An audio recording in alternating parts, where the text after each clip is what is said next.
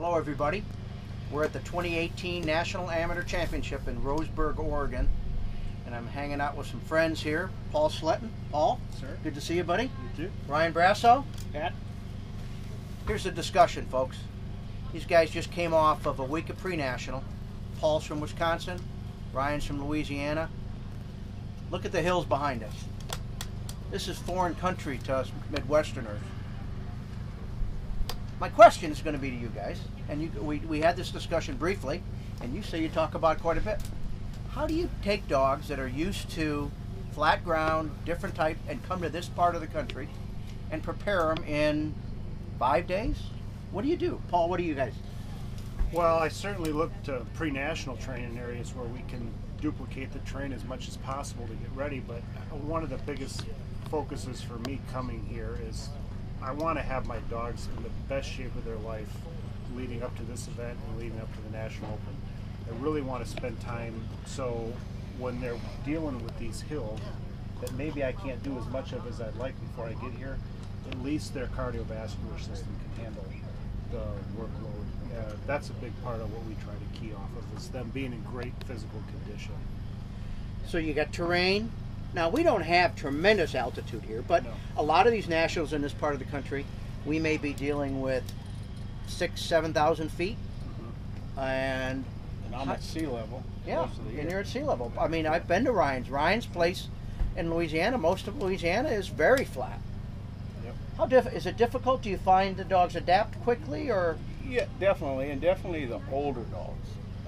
One thing I've noticed, the older they get, and if they've been around it, even 3 or 4 or 5 pre-national training areas and hills, you can watch them kind of remember. And I've seen it. We've got a 10-year-old here this year that,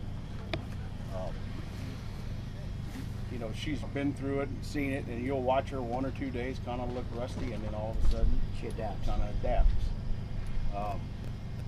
But a lot, I depend on a lot of hills. If I'm coming here, it's going to be in pre-national training, and like Paul said, you look for a spot that you may get the same type of looks, and the dog kind of feels that. And we may break it down, for them to get in, until you know that they're comfortable with the terrain. I mean, part of these grounds look a little bit like Mondovi last year's national and amateur. that's what I was going to say. That to me was more extreme than here.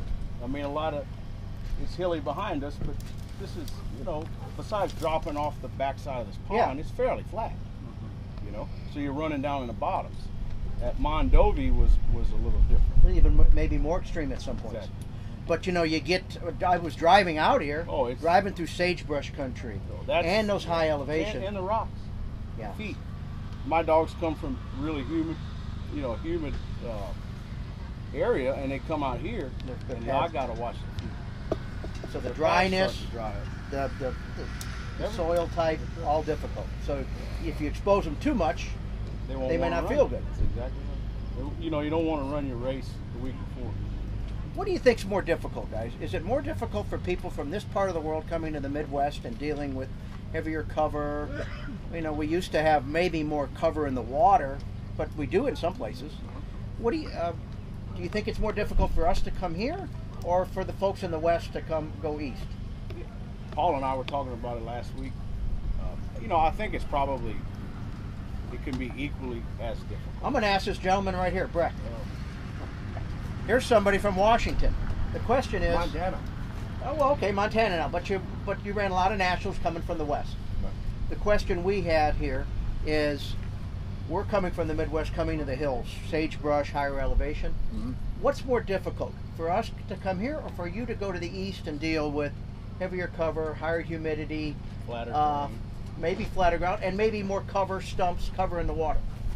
I don't know. I think the sagebrush in the West is really hard. If you don't run sagebrush, you just don't do much in the way of marking unless you've done a lot of practice. And even if you have, when we run it, we know how hard it is. Because the dogs get out there, they don't know where they're at.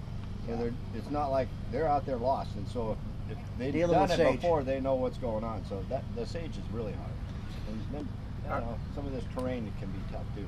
So Our dogs in the Midwest, it seems like, probably where Ryan's at, we have a lot of clean areas, clean training areas. You know, we worry about a ditch and a stump and a gravel road and all this stuff in the way, and there's a lot of rugged stuff out here. They have to learn to negotiate. No matter how much you maintain, you can't really fix. It's just the landscape out here, and you have to deal with this stuff. And the dogs that are out here run on stuff that when I first see it, I'm like, oh my God, I don't want to put my dog there. They'll run right over. They're not smart enough yet to pay attention That's to what really they're the doing. truth, because, you know, like you train on my place, and my dogs are totally used to it.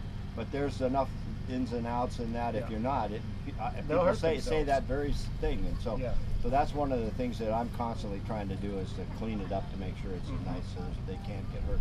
But I hear that. Yeah, getting streetwise, that learning curve can be tough. They just don't know what to. They don't know what to look for. Well, guys, hey, thank you. Sorry to interrupt your lunch hour break.